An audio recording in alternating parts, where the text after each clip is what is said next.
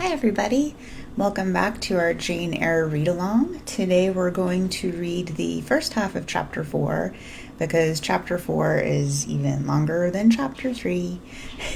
If you remember how we ended in Chapter 3, there were some hints that Jane Eyre would be going to school, and that really comes a little bit more to fruition in this chapter, especially in the first half of Chapter 4. So here we go.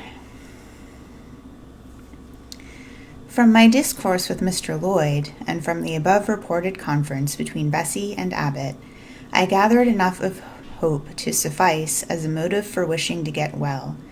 A change seemed near. I desired and waited it in silence. It tarried, however. Days and weeks passed. I had regained my normal state of health, but no new allusion was made to the subject over which I brooded. Mrs. Reed surveyed me at times with a severe eye, but seldom addressed me. Since my illness, she had drawn a more marked line of separation than ever between me and her own children, appointing me a small closet to sleep in by myself, condemning me to take my meals alone, and pass all my time in the nursery, while my cousins were constantly in the drawing-room. Not a hint, however, did she drop about sending me to school. Still, I felt an instinctive certainty that she would not long endure me under the same roof with her, for her glance, now more than ever, when turned on me, expressed an insuperable and rooted aversion. Eliza and Georgiana, evidently acting according to orders, spoke to me as little as possible. John thrust his tongue in his cheek whenever he saw me, and once attempted chastisement, but as I instantly turned against him, roused by the same sentiment of deep ire and desperate revolt which had stirred my corruption before, he thought it better to desist, and ran from me, uttering execrations and vowing I had burst his nose. I had, indeed, levelled at that prominent feature as hard a blow as my knuckles could inflict. And when I saw that either that or my look daunted him, I had the greatest inclination to follow up my advantage to purpose, but he was already with his mamma. I heard him, in a blubbering tone, commence the tale of how that nasty Jane Eyre had flown at him like a mad cat. He was stopped rather harshly. "Don't talk to me about her, John. I told you not to go near her. She is not worthy of notice. I do not choose that either you or your sister should associate with her." Here, leaning over the banister, I cried out suddenly, and without at all deliberating on my words, "They are not fit to associate with me." Mrs. Reed was a rather stout woman, but on hearing this strange and audacious declaration, she ran nimbly up the stairs, swept me like a whirlwind into the nursery, and crushing me down on the edge of my crib, dared me in an emphatic voice to rise from that place or utter one syllable during the remainder of the day. "What would Uncle Reed say to you if he were alive?" was my scarcely voluntary demand. I say scarcely voluntary, for it seemed as if my tongue pronounced the words without my will consenting to their utterance. Something spoke out of me, over which I had no control. "What?" said Mrs. Reed, under her breath. Her usually cold, composed gray eye became troubled with a look like fear. She took her hand from my arm and gazed at me as if she really did not know whether I were child or fiend. I was now in for it. "My Uncle Reed is in heaven and can see all you do and think, and so can Papa and Mamma. They know how you shut me up all day long and how you wish me dead." Mrs. Reed soon rallied her spirits. She shook me most soundly. She boxed both my ears, and then left me without a word.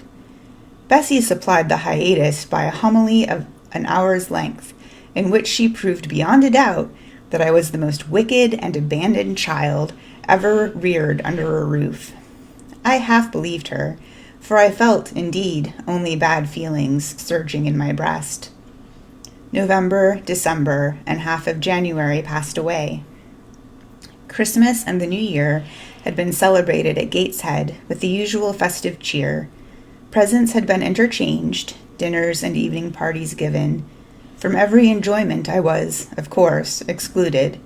My share of the gaiety consisted in witnessing the daily appareling of Eliza and Georgiana, and seeing them descend to the drawing-room, dressed out in thin muslin frocks and scarlet sashes, with hair elaborately ringleted, and afterwards in listening to the sound of the piano or the harp played below, to the passing to and fro of the butler and the footman, to the jingling of glass and china as refreshments were handed, to the broken hum of conversation as the drawing-room door opened and closed. When tired of this occupation, I would retire from the stairhead to the solitary and silent nursery. There, though somewhat sad, I was not miserable.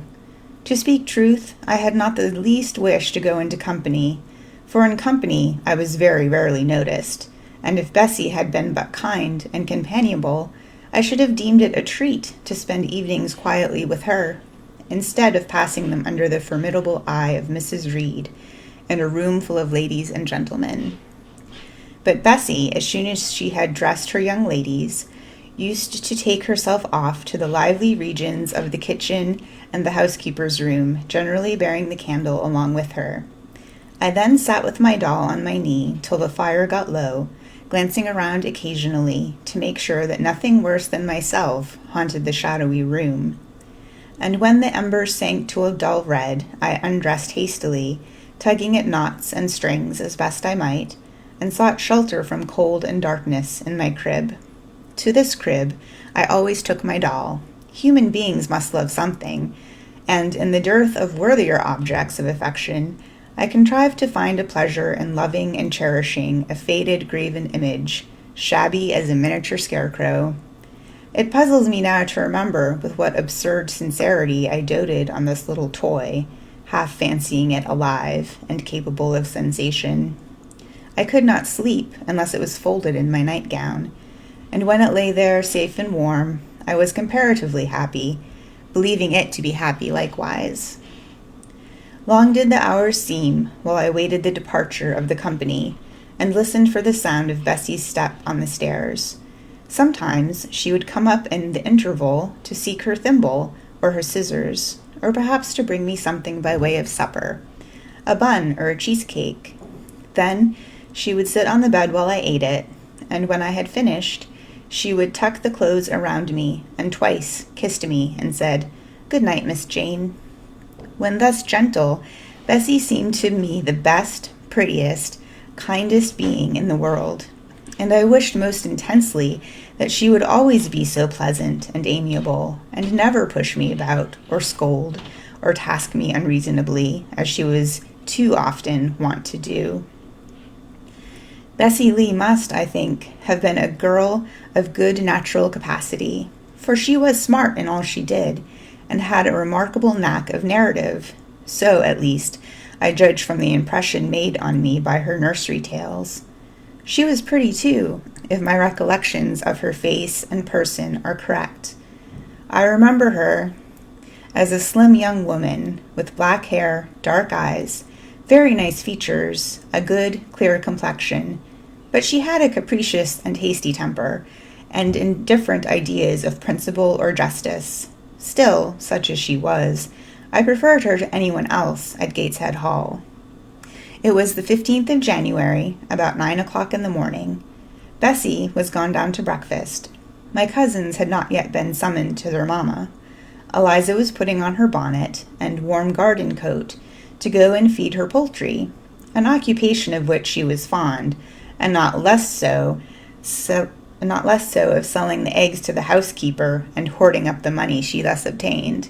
She had a turn for traffic and a marked propensity for saving, shown not only in the vending of eggs and chickens, but also in the driving hard bargains with the gardener about flower roots, seeds, and slips of plants, that functionary having orders from Mrs. Reed to buy of his young lady all the products of her parterre she wished to sell, and Eliza would have sold the hair off her head if she could have made a handsome profit thereby. As to her money, she first secreted it in odd corners, wrapped in a rag or an old curl paper.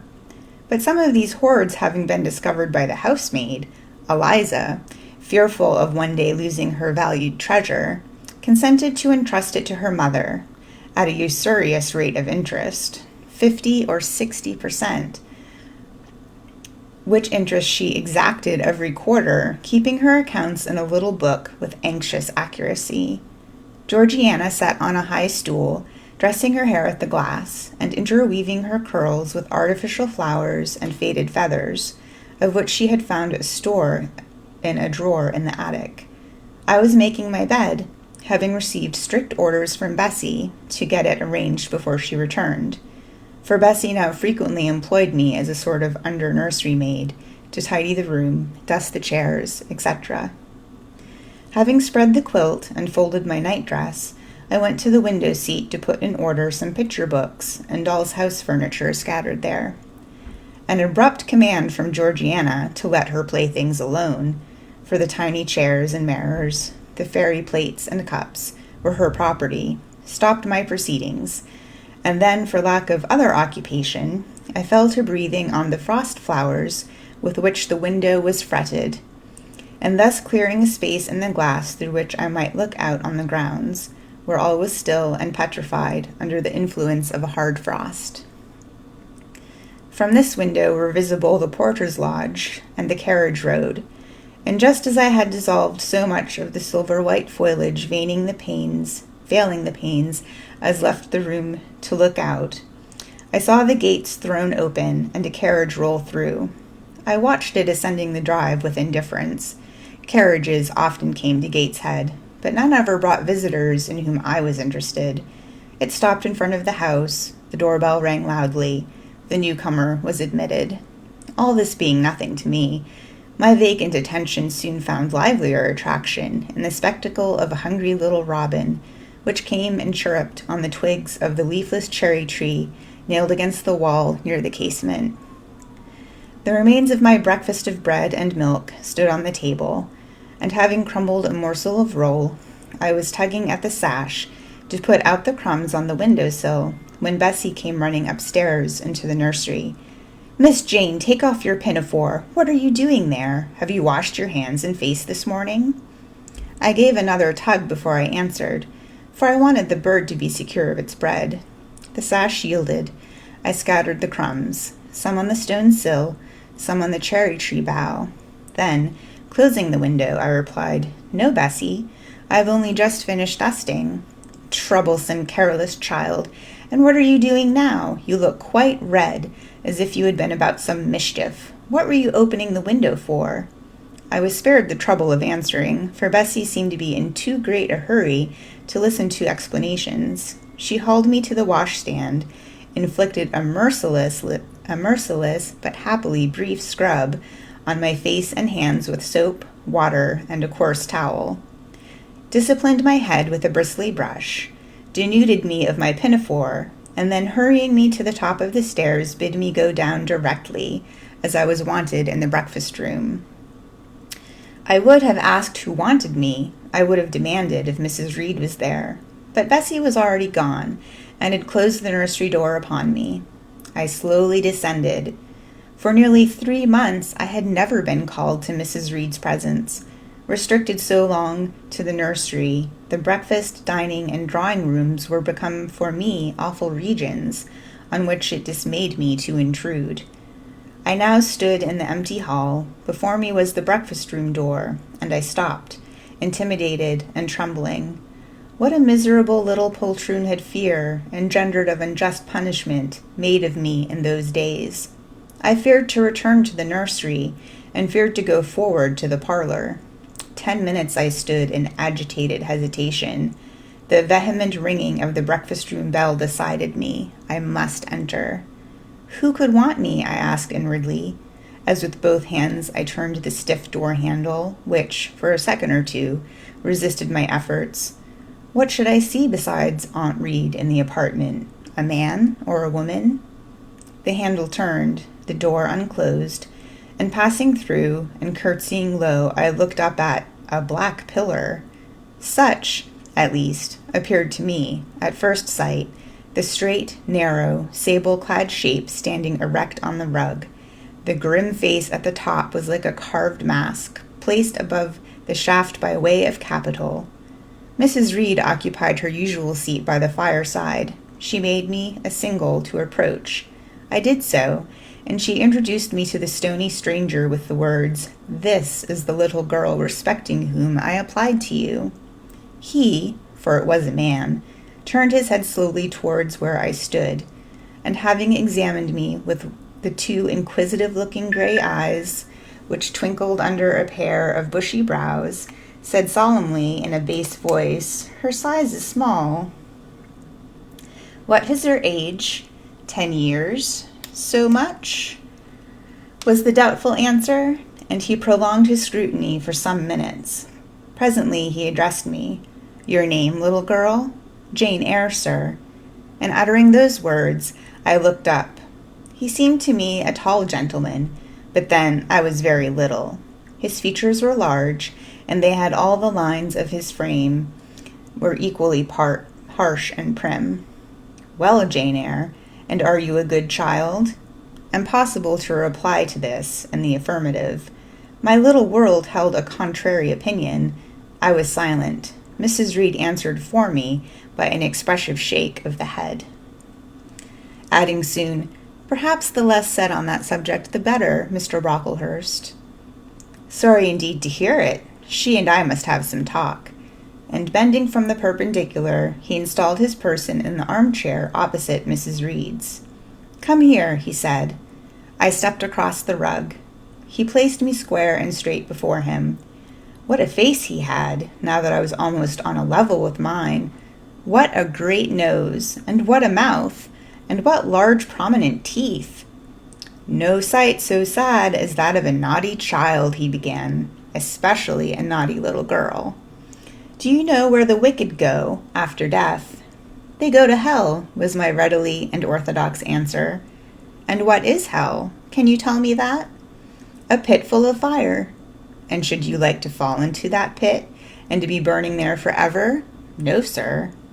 "What must you do to avoid it?" I deliberated a moment. My answer, when it did come, was objectionable. "I must keep in good health, and not die." That part always cracks me up. "How can you keep in good health? Children younger than you die daily. I buried a little child of 5 years old only a day or two since, a good little child, whose soul is now in heaven. It is to be feared the same could not be said of you, were you to be called hence." Not being in a condition to remove his doubt, I only cast my eyes down on the 2 large feet planted on the rug and sighed, wishing myself far enough away. I hope that sigh is from the heart, and that you repent of ever having been the occasion of discomfort to your excellent benefactress. "Benefactress? Benefactress," I said inwardly. "They all call Mrs. Reed my benefactress. If so, a benefactress is a disagreeable thing." "Do you say your prayers night and morning?" continued my interrogator. "Yes, sir." "Do you read your Bible?" "Sometimes." "With pleasure? Are you fond of it?" "I like Revelations, and the book of Daniel, and Genesis, and Samuel, and a little bit of Exodus, and some parts of Kings and Chronicles, and Job and Jonah." "And the Psalms? I hope you like them?" "No, sir." "No? Oh, shocking. I have a little boy younger than you who knows 6 Psalms by heart, and when you ask him which he would rather have, a gingerbread nut to eat, or a verse of Psalm to learn, he says, 'Oh, the verse of a psalm. Angels sing psalms,' says he. 'I wish to be a little angel here below.' He then gets 2 nuts in recompense for his infant piety." "Psalms are not interesting," I remarked. "That proves you have a wicked heart, and you must pray to God to change it, to give you a new, clean one, to take away your heart of stone, and give you a heart of flesh." I was about to propound a question touching the manner in which that operation of changing my heart was to be performed, when Mrs. Reed interposed, telling me to sit down. She then proceeded to carry on the conversation herself. So that is the first half of chapter 4. As I mentioned before, in real life, Charlotte Bronte, who wrote the book, her dad was a priest. So there are definitely some religious themes, in this case very strict, but that does change over the course of the book. So I hope you'll stick with me. Tomorrow at noon, we'll do the second half of chapter 4. Until then, I hope you're having a good day and stay well. Bye.